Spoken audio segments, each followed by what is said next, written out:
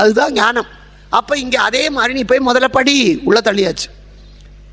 இப்போ வேலை நின்று போச்சு. 6ஆம் கிளாஸ் வாத்தியார் இங்கிலீஷ் வாத்தியார் உள்ள தள்ளி விட்டா இங்கிலீஷ் பாடம் கட்டு போயிடும். இப்போ பிரம்மனை உள்ளே போட்டாச்சு, படைப்பே நடக்கலை. பிறந்தது சாகலை, புறா வயிற்றில் கர்ப்பமாக இருக்கிறது பிறக்கலை. பூமி தேவி தவிக்கிறான். தேவர்களெல்லாம் ஓடி வந்தார். ஓடி வந்து சிவபெருமான இடத்துல, ஐயா சந்திரசேகரா, பிரம்மனை சிறையில் இட்டு விட்டா உங்கள் பிள்ளைகிட்ட பேசுகிற அளவுக்கு எங்களுக்கு சக்தி இல்லை. இன்றைக்கி அதுதான் வாரிசுகள் கிட்ட தான் ரொம்ப பயப்பட வேண்டியிருக்கு. பெரிய ஆளெல்லாம் இப்போ டிம்மி கழிட்டு போயிட்டான். வாரிசுகள் ஆடுற ஆட்டம் தாக்க முடியல. அங்கேயும் கேட்குறான், முருகன்கிட்ட போய் சொல்ல முடியலப்பா, நீ தான் ரெக்கமெண்ட் பண்ணணும். சிவபெருமான் பார்த்தார். பிள்ளைகிட்ட போய் நாம சொல்லுவானேன்ட்டு நந்தியை கூப்பிட்டார். நந்தியே, நீ போய் முருகன்கிட்ட நான் சொன்னேன்னு சொல்லி பிரம்மனை விடுதலை பண்ண சொல். நந்தி கிட்ட வந்தார். இப்போ முருகன் என்ன பண்ணிகிட்டு இருக்கான்? சிறையில் அடைச்சதோடு இல்லை, இப்போ வீட்டில் வேலைக்காரி சரியாக வேலை செய்யலை, நாளையிலேருந்து நீ வேலைக்கு வராத சொன்னால் போதாது, அந்த வேலையை நாம் செய்யணும். வேலைக்காரியை நிறுத்திவிட்டு நீ வீட்டை பெருக்க மாட்டேன்னு உட்காந்துருந்தா என்ன ஆகுது? அவளை நிறுத்தினா அந்த வேலையை உனக்கு செய்ய சாமர்த்தியம் இருந்தால் வேலைக்காரியை நிறுத்தலாம். இங்கே அதே மாதிரி பிரம்மனை சிறையில் போட்டாச்சு. சிருஷ்டி தொழிலை யார் செய்கிறது? முருகனே செய்ய ஆரம்பித்தான். முருகனே செய்ய ஆரம்பித்தான். ஆனால் அதில் தான் பிரச்சனையே வந்தது. எல்லாரும் ஆசிரியர்கள் தான், இங்கிலீஷும் டீச்சர் தான், தமிழும் டீச்சர் தான். இன்னைக்கு தமிழ் வகுப்பு, தமிழ் ஆசிரியர் போயிட்டார், டிஸ்மிஸ் ஆகிட்டார். அப்போ அந்த வகுப்பு நடத்தணும். இங்கிலீஷ் டீச்சரை கொண்டு தமிழ் வகுப்பு எடுப்பேன்னா அவன் எப்படி நினைப்பான்? எப்படி நடத்துவான்? ஆ என்பதற்கு இணையான ஆங்கில எழுத்து என்னம்மா? ஒரு சரித்திர பேராசிரியரை கொண்டு போய் நீ தமிழ் வகுப்பு நடத்தினா அவர் ஆ என்ற எழுத்து தோன்றியது கிபியா கிமுவாம்பார். சந்தேகம். சயின்ஸ் டீச்சரை கொண்டு போய் கொடுத்தா ஆ என்ற எழுத்தை ஒரு குடுவையிலே போடு, ஈ என்ற எழுத்தை ஒரு குடுவையிலே போடு, உஷ்ணப்படுத்து, என்ன வாயு வருதும்மா. அவனுக்கு தெரிஞ்ச மாதிரி தான் அவன் பாடம் நடத்துவான். கணக்குவாத்தியரை போய் தமிழ் நடத்தினா திருக்குறளிலே முதல் வரியிலே இருக்கிற எழுத்துக்களை கூட்டு, 2வது வரியில் இருக்கிற எழுத்துக்களை கூட்டு, அதில் இருந்து இதை கழி மீதி என்ன வருமா. அவனுக்கு தெரிஞ்ச மாதிரி தான். குருடனை பார்த்து ராஜவழி விழிக்கு சொல்ல முடியாது. இப்போ முருகன் ஞான பண்டிதன், அவன் படைக்கிறான். ஆனால் அவன் படைக்கிற உயிரெல்லாம் ஞானமாக வருது. ஒரு நேரத்தில் ஒரு புத்திசாலியை சமாளிக்கிறதே கஷ்டம். 10 முட்டாளை சமாளிச்சிடலாம், ஒரு புத்திசாலியை கண்டுபிடிக்க. அது 2 புத்திசாலி தேர்ந்துட்டா இவன் அவனை பார்ப்பான், அவன் இவனை அழிப்பான். கஷ்டம். அதனால இங்கேயும் எல்லாம் ஞானமயமானோன்னா தாங்க முடியலை. தாங்க முடியாத காரணத்தினால தான் ஓடி வருகிறார்கள். இப்போ இவர் சிருஷ்டித்து கொண்டு இருக்கிறார். நந்தி கிட்ட வந்தார். எம்பெருமானே ஹூன்னார். ஓடி போச்சு வாழை தூக்கிட்டு நந்தி. ஏன்? சில காரியம் செய்கிற போது அதில் ஈடுபாடாக இருக்கணும். நீங்கள் மைசூர் பாகுக்கு பாகு வைக்கிறீங்க, ஒரு நிமிஷம் முருகி போனால் செங்கல் வச்சு உடைக்கணும், ஒரு நிமிஷம் முன்னால் போனால் டம்ளரில் ஊற்றி குடிக்கணும். அந்த நேரத்தில் கண்ணும் கருத்துமாக இருக்கணும். அடுப்பில் பாலை வச்சுட்டு டிவி சீரியல் பார்க்க முடியாது. சிருஷ்டி தொழில் பண்ணும்போது ஜாக்கிரதையாக இருக்கணும். அப்படி இருக்கும்போதே பல பேருக்கு காது வைக்க மறந்து போயிடுறான், பல பேருக்கு கையில் 6வது விரலை வச்சு போடுறான், ஒரு கை குட்டையாக இருக்குது, ஒரு கை நட்டையாக இருக்குது. அப்படி பண்ணும்போதே இத்தனை பிரச்சனை. இன்னும் அப்பப்போ எழுந்து போயிட்டு வந்தால் எப்படி இருக்கும்? எங்கள் வீட்டில் இன்றைக்கி சமைச்ச மாதிரி தான் இருக்கும். இவன் ஒரு கை உப்பு போடுவா, அவன் ஒரு கை உப்பு போடுவா, ஆளுக்கு ஒன்று பண்ணிட்டு போக வேண்டியதான். அதனால் இங்கேயும் அதே மாதிரி முருகன் சிருஷ்டி தொழில் பண்ணுகிறான். அந்த நேரத்தில் அப்பா கூப்பிட்டாலும் வரமாட்டேன், டப்பா கூப்பிட்டாலும் வரமாட்டேன், போ. இப்போ சிவனே வந்தார், இறங்கி வர்றார். கந்தா முருகா இங்கே வா, ஒரு 2 நிமிஷம் சிருஷ்டி தொழில் நிறுத்துவதனால தப்பில் நிறுத்து. கிட்ட வந்தார். பிரம்மனை விடுதலை செய். இன்னைக்கு ஒருத்தர் அரெஸ்ட் பண்ணிட்டீங்க. அரெஸ்ட் பண்ணோன்னா ஒரு பெரிய, அவரை விட பெரிய பதவியில் இருக்கிற ஒருத்தர் போலீஸ் ஸ்டேஷனுக்கு ஃபோன் பண்ணுறார், நீ அவரை ரிலீஸ் பண்ணு. அவர் என்ன சொல்வார்? சார் ஜாமீன் கொடுத்தா தான் சார் ரிலீஸ் பண்ண முடியும். ஒருத்தரை ரிலீஸ் பண்ணோன்னா அதுக்கு இன்னொருத்தன் ஜாமீன் கொடுக்கணும். ரொக்க ஜாமீன், தனிநபர் ஜாமீன், இத்தனையும் உண்டு. இப்போ பிரம்மனை விடுதலை பண்ணனா ஜாமீன் கேட்டவனும் முதல்ல முருகன் தான், ஜாமீன் கொடுத்தவனும் சிவன் தான். அதிலிருந்து வந்தது தான். முருகன் கேட்குறான், பிரம்மனை விடுதலை பண்ணணும்னா ஜாமீன் கொடுக்கணும். என்ன ஜாமீன்? அவன் 5000 திருடி இருக்கான், நீ 1 லட்சம் கொடு, அப்போ தான் நான் அவனை விடுதலை பண்ணுவேன். இன்னைக்கு முருகன் கேட்குறான், அவருக்கு பிரணவத்துக்கு பொருள் தெரியல, நீங்கள் சொல்லுங்க, நான் விடுதலை பண்ணுறோம், அதான் ஜாமீன். சிவபெருமான் சொன்னார், எனக்கு தெரியாதுன்னு. தெரியாதா? யாருடைய உடுக்கையின் டமர்க நாதத்திலே இருந்து பிரணவம் பிறந்ததோ அவர் சொல்லுகிறார், எனக்கு தெரியாது. உலகத்துக்கு கற்றுக் கொடுக்கிறார். 40 வயசில் கல்யாணம் ஆகி 45 வயசில் ஒருத்தருக்கு பையன் பிறந்து அவனுக்கு 3 வயசு, இவருக்கு 48 முடிய போகுது. ஒரு பெரிய கல்லூரியில் பெரிய பேராசிரியர். இந்த குழந்தை படிச்சுக்கிட்டு இருக்கு சின்ன புஸ்தகத்தை. பாடாயும் படம், பாயிட்டாயும் பட்டம், 3வது பம்பரம். அது சட்டுன்னு வரல. குழந்தை அப்பா கிட்ட போய், அப்பா இது என்ன நீ படி பார்க்கலாம். அப்பா எனக்கு தெரியலடா கண்டா, நீ படி. ஏன் குழந்தைக்கு தெரியுதான்னு பார்க்கறதுக்கு அப்பா கேட்குறாரு, எனக்கு தெரியலடா. குழந்தை பாயும் பாயாயும் பம்பயம்னு படிக்கும், பம்பரம்னு படிக்காது. உடனே அந்த அப்பா குழந்தைய வாரி எடுப்பார். தப்பா படிக்கிறான், ஆனாலும் அந்த குழந்தைய வாரி எடுத்து முத்தம் கொடுத்து நேரம் சமயக்கட்டுக்கு போய் பொண்டாட்டி கிட்ட சொல்லுவார், ஏய் நம்ம குழந்தை என்னமா படிக்கிறான் பார். அவ உடனே சொல்லுவா, சொல்லுடா கண்ணு. அந்த குழந்தை அப்பா தோல்லையே இருந்துட்டு அம்மா காதல சொல்லும்.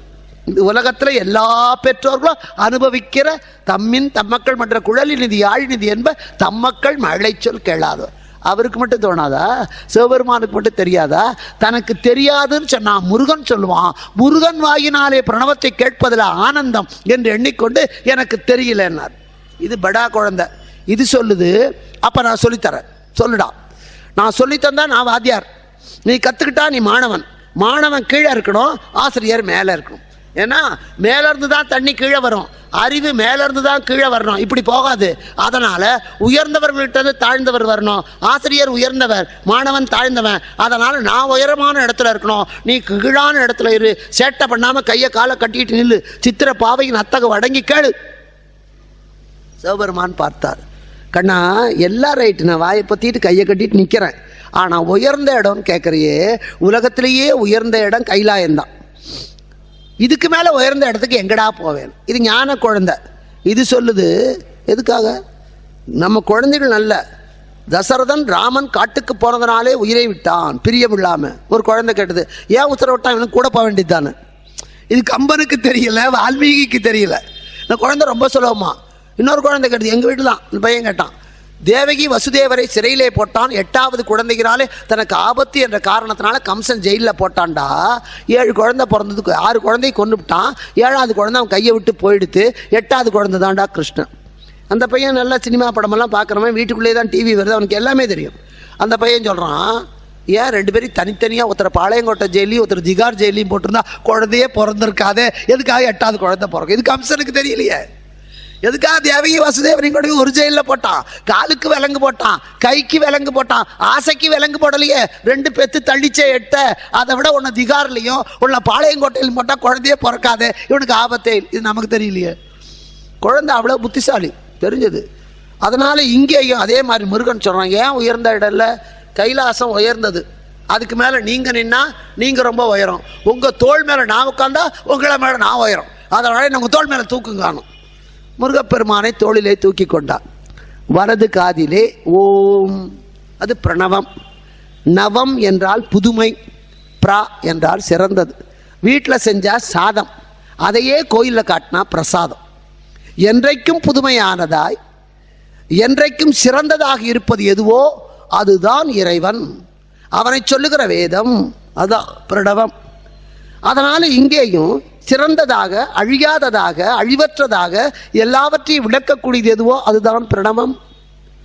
இதை வலது காதல சொன்னோம். எப்படி பம்பையன் சொன்ன பையனை சமயக்கட்டுக்கு தூக்கிட்டு போய் அம்மா கிட்ட சொல்ல சொன்னாலும் அது மாதிரி சிவபெருமான் சமயக்கட்டுக்கு போக வேண்டாம். ஏன்னா உங்க பொண்டாட்டி சமயக்கட்டில் இருக்கா, பரமசிவன் பொண்டாட்டி பக்கத்துலயே இருக்கா. வலது காதல முருகன் சொன்னான், பொண்டாட்டியும் கேட்கணும்னு ஆசைப்பட்டார், அப்படி தூக்கி இப்படி இந்த பக்கம் வச்சுக்கிட்டார். இந்த காதலையும் சொன்னான். அதனாலதான் சிவனார் மனங்குளிர உபதேச மந்திரமதை செவியார தந்தமா. இரு செவியிலையும் சொன்னான். அவன் 3 பேருக்கு சொன்னான். ஆளாலம் உண்டவர்க்கும் திருப்புகழ் பண்ணவர்க்கும் குரு முனிவர்க்கும் உபதேசித்த என் ஆண்டவனே வேலா சரணம் சரணம், பற்பத வேந்தன் மகள் பாலா சரணம் சரணம். ஆளாலம் உண்டவர்க்கும் குருமுனிக்கும் திருப்புகழ் பண்ணவர்க்கும் உபதேசித்த என் ஆண்டவனே நாதா குமரா நமையென்று அரணார் ஓதா என ஓதியது எப்பருளும். வேதா முதல் விண்ணவர் போற்றும் அனுபூதியில் வரும். வேதா முதல் விண்ணவர் போற்றும் நாதா கேட்பான். அதோட சொல்லுவான் பிரம்மா, அலங்காரத்தில் சொல்லுவார், பிரம்மா நீ ஏற்கனவே ஒரு தப்பு பண்ணி முருகன் உன்னை காலில் விலங்கு போட்டு ஜெயிலில் போட்டான். முருகனுடைய அடியார்கள் பாவின்னு நீ எழுதுனேன்னு வச்சுக்கோ, உனக்கு மறுபடியும் இன்னொரு விலங்கு போட்டுரும். பங்கே இருக்கிறனை பட்டோலையில் எழுத பண்டு தடை தன் காலில் இட்டது அறிந்திலனோ பொங்கோதம் வாய்விட பொன்னன் சிலம்பு புலம்பவரும் எங்கோன் அருகின் இனி நான்முகனுக்கு இருவிலங்கே. முருக பக்தர்கள் கிட்ட போகாதரா, முருகன் சும்மா விட மாட்டான். அப்படி இறைவனுக்கே உபதேசம் பண்ணுகிறான். அதான் ஏரகத்தில் ஏறி நின்று பிரணவத்தை உபதேசித்த சீர்பெருகு சுவாமிநாதன் திருமுகத்தை நினைத்தார் பாரில் உள்ள குழந்தைகளெல்லாம் பிணியின்றி பிறக்கும், மறுவின்றி பிறக்கும். அதான் முதல் படைவீடாக இருக்கிற சுவாமி மலை. அங்கே சுவாமி என்றால் சிவபெருமான், சுவாமிக்கே நாதன் அல்ல. நாதன் என்றால் சிவபெருமான், நாதனுக்கே சுவாமி. ஏன்னா அமரசிம்மன் ஒருத்தர் தான், நல்லா கேட்கிறவங்களுக்கு தான் நிறைய செய்திகள் சொல்லணும். அமரசிம்மன் ஒருத்தன், அவன் சமணன். சமணர்களுக்கு நம்ம இந்து மதம் பிடிக்காது. அவன் ரொம்ப வாதிட்டு எல்லாரையும் தோற்கடித்தான். ஆதிசங்கரர் அவனோடு வாதிட்டார். சரஸ்வதியே ஜட்ஜாக இருந்த உடனே இவன் திரைக்கு பின்னாலே ஒரு கும்பத்திலே சரஸ்வதியை ஆவாகனம் பண்ணிவிட்டு கேள்விக்கெல்லாம் பதில் சொல்கிறான். சரஸ்வதி பதில் சொல்லித்தரான். சங்கரர் சொல்கிறார், அம்மா இன்னைக்கு சமணர்களுக்கு சரஸ்வதி உண்டு, மற்ற தெய்வம் கிடையாது, பிள்ளையார் உண்டு, சரஸ்வதியும் உண்டு. இவர் கேட்கிறார், அடியோட இந்து மதத்தை நிர்மாணம் பண்ணணும்னு நினைக்கிறானே, அவனுக்கு நீ பதில சொல்லி தர்றியே, நியாயமாமா? உன் பிள்ளையை அழிக்க நீயே உதவலாமா? பட்டுன்னு அருந்து விழுந்தது. கலைமகள் கிளம்பிட்டான். அமரசிம்மன் தோத்து போயிட்டான். தோத்து போனோன்னே என்ன பண்ணான்? தோல்வி தாங்க முடியல, தற்கொலை பண்ணிக்க போனான். அவன் மிகப்பெரிய அறிவாளி, உலகத்திலே அத்தனை மதங்களிலேயும் இருப்பதிலேயே மிக மிக மிக மிக பெரிய அறிவாளி அமரசிம்மன். அவன் எழுதிய நூல்களைப் போல ஒரு நூல்கள் யாரும் எழுத முடியாது. அவன் என்ன பண்ணான்? இது யாருக்கும் பிரயோஜனப்படான். அவன் எழுதுகிற நூலெல்லாம் நெருப்பில் போட்டான். கடைசியில் அவன் எழுதினது அமரகோசம்னு ஒரு நூல். அதுதான் டிக்ஷனரி, நிகண்டுன்னு பேர். அமரகோசம் அப்படின்னா சமரசிம்மன் எழுதின நிகண்டு. அதை திருப்பில் போடும்போது ஆதிசங்கரருக்கு தெரியுது. அவர் ஓட்டமாக ஓடிப்போய் அவன் கையை பிடிச்சி தடுத்துட்டார். அப்பா செய்யாது, வெற்றி தோல்வியும் சமம், அதனால் இப்பேற்பட்ட அது ஒன்று மட்டும் மிச்சம். அவன் பாரபட்சம் இல்லாமல் எல்லாத்தையும் எழுதியிருப்பான். அகராதி என்றால் ஒரு வார்த்தைக்கு எத்தனை பொருள்னு எழுதியிருக்கணும். பதி சொன்னால் புருஷன், ஊர், நிறைய இருக்கு. ஒவ்வொரு வார்த்தைக்கு பல பொருள் இருக்கலாம். அவன் எல்லாத்தையும் எழுதியிருக்கான். அதில் முருகனுடைய பெயர்கள், அவன் சமணன், நல்லா கவனிக்கணும், இந்து மதத்து எதிரி, ஆனால் பாரபட்சம் இல்லாமல் எழுதியிருக்கான். ஒவ்வொருத்தருக்கும் பேர், எந்தெந்த சாமிக்கு என்னென்ன பேர் ஆதாரபூர்வமாக எழுதியிருக்கான். முருகனுக்குரிய பெயர் சுவாமி, கஜானன அனுஜன், சூரசம்ஹாரம். சுவாமி என்ற பெயர் முருகனுக்கு மட்டும்தான். சுவாமி என்ற பெயர் முருகனுக்கு மட்டும்தான். நம்ம எல்லாரையும் சாமிங்கிறோம். பழம் என்பது வாழைப்பழத்துக்கு மட்டும்தான். எல்லாத்துக்கும் பொதுவாக இருந்தாலும் வாழைப்பழத்துக்கு அது சிறப்பு, ஆனால் எல்லாத்தையும் நம்ம பழம்னு சொல்கிறோம். அதே மாதிரி இங்கேயும் சுவாமி என்பது முருகனுக்கு மட்டும்தான். அதனால தான் கந்தசாமி, சுப்பிரமணிய சுவாமி, சுவாமிநாதன், இப்படி வேலுச்சாமி. சாமி என்பது முருகனுக்கு மட்டும்தான். அதனால தான் அவனுக்கு சுவாமிநாதன், நாதனாக இருக்கிற பெருமானுக்கு, சிவபெருமானுக்கே அவன் சுவாமியாக இருந்தவன். ஏரகம்னா சுவாமி மேலே, அங்கே பிரணவத்தின் பொருள் உபதேசம் பண்ணுகிறார். அதற்கு அடுத்தபடியாக முருகன் ஞான பழத்தை ஏந்தி கொண்டு பழனியிலே போய் நிற்கிறான். பழனியிலே வந்து நின்று அழகொடுக்கும் திருமுகத்தை நினைத்தால் தடலாக நம்மை வருத்துகின்ற தாபமெல்லாம் தீரும். இது குழந்தை பருவ விளையாட்டு. அப்பொழுது தேவர்கள் எல்லாம் பார்த்தால், யாருமே நம்மை மற்றவர்கள் ஒத்துக்கொள்ளணும்னா நம்ம செயல் மூலமாக தான் ஒத்துக்க வைக்கணும்.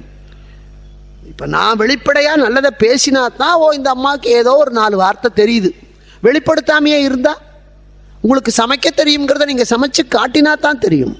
உனக்கு படம் வரைய தெரியும்னா நீ 4 படத்தை வரைஞ்சி காட்டினா தான் தெரியும். உனக்கு ஆட்சி செய்ய தெரியும்னா நீ ஆண்டு காட்டினால் தான் தெரியும். உள்ளுக்குள்ளே எனக்கு தெரியும்னு உட்கார்ந்துருக்கப்படாது. திறமைகள் நம்ம இடத்துல இருந்தால் அதை வெளிக்காட்டுவதற்கு நாம தான் முயற்சி பண்ணணும்.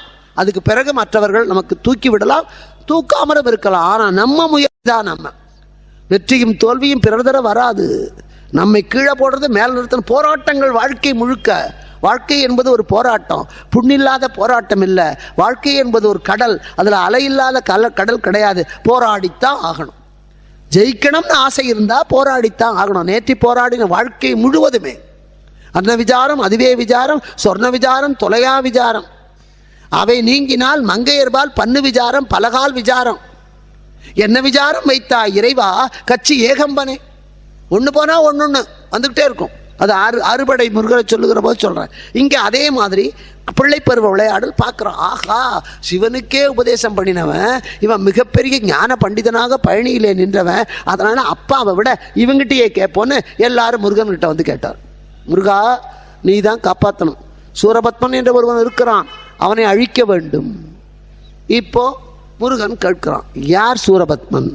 அவனுக்கு சொல்லுவதாகத்தான் கந்தபுராணத்திலே சூரனுடைய வரலாறு வரும். இங்கே முருகப்பெருமான் அதற்கு முன்னாலேயே தன்னுடைய ஆற்றலை காட்ட பிரம்மன் யாகம் பண்றார். நாரதர் ஒரு யாகம் பண்றார். அந்த யாகத்தில் தப்பா போயிட்டா தப்பு வரும். இப்போ ஒரு மந்திரம் சொல்லும் போது அந்த மந்திரத்தில் ஒரு வார்த்தை தப்பானாலோ அல்லது இடையில அப்படி மூச்சு விட்டாலோ அந்த மந்திரத்துக்கு அர்த்தம் அனர்த்தம் ஆயிடும். இப்போ ஒரு வார்த்தை இருக்குது, அதனால தான் வடமொழியில் ரொம்ப ஜாக்கிரதையாக இருக்கணும். வடமொழியில் சப்தம் தான் முக்கியம். ஹிந்திலையும் பாருங்கள், காக்கா கக்காமா, தமிழில் சொல்கிறத வச்சு தான். சட்டிங்கிற போது வேறு மாதிரி சொல்லுவோம், சட்டுன்னு வாடான்னு சொல்கிற போது வேறு மாதிரி சொல்லுவோம். உச்சரிக்கிறதுல தான் நமக்கு சாவா சாவா. ஆனால் அங்கே எழுத்துலேயே வேறுபாடு இருக்கும். பா பா பா பாமா, டா டா டா டாமா. பட்டம்ங்கிற போது வேற டா, படம்ங்கிற போது வேறடா, டப்பாங்கிற போது வேற. நமக்கு சொல்லி பழக்கப்பட்டதான். இன்னைக்கு குழந்தைகளுக்கு தமிழே வரலன்னுது எங்கள் வீட்டு குழந்தை. காரணம் என்னன்னா, அந்த வார்த்தைகளை கேட்டு பழக்கப்பட்டா எந்த இடத்துல நான் போடணும் எந்த இடத்துல நான் போடணும் அதுக்கு தெரியும். சின்ன குழந்தையா இருக்கிற போதே அந்த குழந்தைகிட்ட சொல்லணும், இந்த அடி பணம் வச்சுக்கோ. 4 தடவை பணம் பணம்னு சொன்னா, ஓ பணம்னா 3 சுழினா அது தெரியும். மனசுல என்ன நினைச்சிருக்க, அந்த மனம்ங்கிற வார்த்தை குழந்தைக்கு தெரிஞ்சு போச்சுன்னா அதுக்கு 2 சுழினா. அது படிக்கிற காலத்தில் ஸ்பெல்லிங் மிஸ்டேக் வராது. இப்போதான் வீட்லேயும் தமிழ் பேசுறதுல, பள்ளிக்கூடத்துலையும் தமிழ் பேசுறதுல அது கேட்குது. மனம் என்னரா, துணுக்குல சொல்ற மாதிரி சின்ன தகராறுனா சின்னரா போடு, பெரிய தகராறுனா பெரியரா போடு, அந்த லெவலுக்கு வந்தாச்சு. பேசணும். பள்ளிக்கூடத்தில் ஆங்கில மீடியத்தில் குழந்தைய படிக்க வச்சா கூட வீட்டிலே தமிழிலே பேசுங்கள். குழந்தைகளோட தமிழில் பேசுங்கள். தமிழ் வார்த்தைகளை சொல்லிக் கொடுங்க. அது ரொம்ப முக்கியம். அது ரொம்ப முக்கியம். என்னதான் இருந்தாலும் ஒரு குழந்தை ஒரு பொருளை பார்க்கிற போது தாய்மொழியில் நினைச்சிட்டு தான் அதை டிரான்ஸ்லேட் பண்ணும். ஒரு மரத்தை பார்த்தா தமிழ் குழந்தை மரம்னு தான் நினைக்கும், அப்புறம் தான் ட்ரீங்கும். ஆங்கில குழந்தை மரத்தை பார்த்தா ட்ரீன்னு தான் அதுக்கு தோணும், அது அப்புறம் தான் அது மனம்கும். தாய்மொழியிலே தான் நான் முதல்ல சிந்திக்க முடியும். அந்த சிந்திக்க கற்றுக் கொடுக்கவில்லை என்றால் அந்த குழந்தை படித்த படிப்பு அத்தனையும் விழலுக்கு இறைத்த நீர். அர்த்தம் தெரியாத படிக்கிற படிப்பு அது. வீட்டில் தமிழில் பேசுங்க. முதல்ல இந்த மம்மி டாடியை நிறுத்துங்க. அம்மான்னு கூப்பிட சொல்லுங்க. வாய்ன அகம்ஹா. அம்மானா என்ன அர்த்தம்னா சொல்லித்தரார். ராமனுக்கு உபதேசம் பண்ண அப்போ கோசலை கேட்குறா, மாட்டு தொழுவத்துக்கு போட, அங்கே கிடைக்க உபதேசம். ராமன் போய் மாட்டு தொழுவத்தில் நிற்கிறான். அந்த மாடு கத்துது, அம்மா. அடித்தொண்டையில் தான் மாடு கத்துற போது அம்மான்னு கத்தும். அப்போ இந்த வயிறு உள்ளே போய் வெளியே வரும். அகம்ஹா என்றால் உள்முகமாக பாரு, உனக்குள்ளேயே எல்லா ஆற்றலும் இருக்கிறது, உனக்குள்ளே இருக்கிற ஆற்றலை நீ வெளிப்படுத்து. அந்த வெளிப்படுத்த ஆண்டவன் துணை வேண்டும். மூச்சு உள்ளே போகவும் வெளியே வரவும் அவன் துணை வேண்டும். இத்தனையும் அந்த ஒரு வார்த்தையில். இன்னைக்கு நீங்கள் மூச்சு பயிற்சின்னு பண்ணுகிற போது வேற ஒன்றும் சொல்ல வேண்டாம், 2 வார்த்தை சொன்னா போகிறோம். அம்மா அம்மா 10 தடவை உட்காந்து சொல்லுங்க. வயிறு சுருங்கி சுருங்கி வரும், மூச்சு அடங்கி அடங்கி வரும், தொப்பையும் குறையும், மூச்சு நல்லா வரும். வேற ஒன்றும் வேண்டாம். இல்லை ஓம் ஓங்கிற போது வயிறு அடங்கும், இம்ங்கிற போது மூச்சு வெளியே வரும். அதை விட்டுட்டு இன்றைக்கெல்லாம் மெடிடேஷன் பண்ணுறேன், நான் யோகாவுக்கு போகிறேன், அங்கே உங்களுக்கு எது பிடிக்குமோ அதை நினச்சிக்கோங்க. கழுதி வேணாலும் நினச்சிக்கோங்க, கொஞ்சம் நேரம் உட்காந்துரும். இது தேவையா? இது கண்டிப்பாக எங்கள் பள்ளிக்கூடத்தில் வந்து சொன்னான், உனக்கு எது பிடிக்குமோ அதை நினச்சிக்கோ. உனக்கு அஜித் பிடிக்கும்னா அஜித்தை நினச்சின்னு வேறு எதையுமே நினைக்காம உட்காந்துரு. அதுதான் யோகா. ஏற்கனவே அதை நினச்சி தான் அது குட்டிச்சவராக இருக்குது. இவன் வேறு அதை நினைக்க கற்றுக் கொடுக்கணுமா? ஒன்றும் வேண்டாம். வீட்டில் அதுக்கு தான் முன்ன காலத்தில் சுகமாக இருந்தா அம்மா அடி அம்மா அடிமா, கஷ்டம் வந்தா அப்பப்பா என்ன கஷ்டம். அந்த அம்மாங்கிறதுல ஒரு சுகம் இருக்குது. அந்த சுகத்தை ஏன் குழந்தைக்கு கொடுக்க மாட்டேங்கிறீங்க? மிருகங்களும் பறவைகளும் மாறவே இல்லை. உலகம் தோன்றிய காலத்திலேருந்து இன்னைக்கு வரைக்கும் அவ்வளோ பெரிய யானை சைவம் தான். அவ்வளோ பெரிய யானைக்கு திங்கிறதுக்கு ஒன்றும் கிடைக்கல, காட்டெல்லாம் அழிச்சு விட்டோம். இப்போ அது முயலை அடிக்கல, காட்டில் இருக்கிறதே வலிமையானது. அது மற்ற மிருகங்கள் அடிக்கல, பட்னி கிடந்தாலும் கிடக்குமே தவிர அது தழையத்தான் சாப்பிடும். ஆடு தழையத்தான் திங்கும், ஆடு புல்லத்தான் திங்கும். புலி மிருகத்தை தான் திங்கும், புலி புல்ல திங்காது. பாம்பு தான் புத்தில் வாழும், பறவை தான் கூட்டில் வாழும். மாறலையே. அது உணவு மாறலை, இருப்பிடம் மாறலை, பழக்க வழக்கம் மாறலை, மொழி மாறலை. நாம் வச்சுருக்கோமா?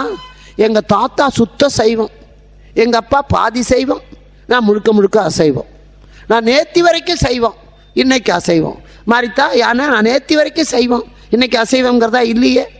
அறிவில்லாத 5 அறிவு படைத்த மிருகங்களும் பறவைகளும் ஆண்டவன் எப்படி படைத்தானோ அப்படியே இருக்கு. ஆண்டவன் ஒத்தத்திற்கும் ஒவ்வொரு விதமாக இப்படித்தான் வாழணும்னு தான் படைச்சிருக்கான். நமக்கு கோரப்பல்லே வைக்கல. கோரப்பல் இருந்தால் தான் மாமிசம் சாப்பிட்றதுக்கு தான் கோரப்பல். நாய்க்கு இருக்கு கோரப்பல், மாட்டுக்கு கோரப்பல் கிடையாது. மனுஷனுக்கு கோரப்பல்லே இல்லையே. பதில், ஏன்டா அசைவம் சாப்பிட்ற?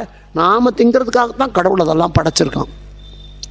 அப்போ ஏன் புலி அடிச்சா மட்டும் திட்டுற? அது திங்கிறதுக்காகத்தான் ஒன்றை படைச்சிருக்கானா? ஒத்துக்கோமா? ஆண்டவன் யார் யாரை எப்படி எப்படி இருக்கணுமோ அப்படித்தான் படைத்திருக்கான். இப்படித்தான் வாழணும். உன்னுடைய வாழ்க்கை இப்படி. மனுஷன் நெடுக்க வளர்றான், மற்ற ஜீவராசிகள் குறுக்க வளருது. எல்லாருக்கும் நமக்கு மனுஷனுக்கு 3 பசி, மற்றதுக்கெல்லாம் 2 பசி. அறிவு பசி, வயிற்று பசி, கீழே உடல் பசி. மனுஷனுக்கு இந்த 3 பசி. மற்ற மிருகங்களுக்கெல்லாம் வயிற்று பசியும் உடல் பசியும் தான் உண்டே தவிர அறிவு பசி கிடையாது. அறிவு பசிக்கு இடக்கெல்லாம் இதுதான். இந்த அறிவு பசிக்கு உணவு போடுறதுக்கு தான் வாய், கண்ணு, காது, கேட்டு தெரிஞ்சுக்கோ, பார்த்து தெரிஞ்சுக்கோ, பேசி தெரிஞ்சுக்கோ. வயிற்று பசிக்கு போடுறதுக்கு வாய், அது ரெண்டுக்கும் அது கீழே வச்சான். இதுக்கு தான் ஞானேந்திரியன் பேர். ஞானத்துக்கு பயன்படுகிற கண்ணு, காதெல்லாம் மேலே வச்சான்.